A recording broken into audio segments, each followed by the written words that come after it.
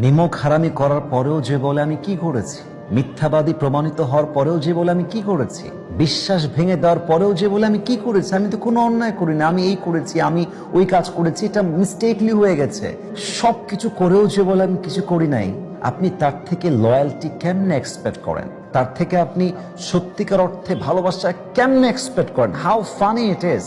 মনে রাখবেন, सच्चे इंसान की मोहब्बत हमेशा सच्चे होते हैं और झूठे इंसान की मोहब्बत हमेशा झूठे होते हैं। जो सच्चे बोलते हैं वही सच्ची मोहब्बत कर सकते हैं, जो झूठे बोलते हैं उनकी मोहब्बत कभी भी सच्चा नहीं होता मेरे दोस्त।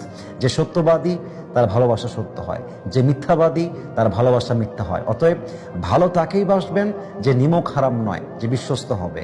ভালো তাকেই বাসবেন যে সত্যবাদী হবে। ভালো তাকেই বাসবেন যে অনেস্টি অ্যান্ড লয়্যালটি মেনটেন করবে।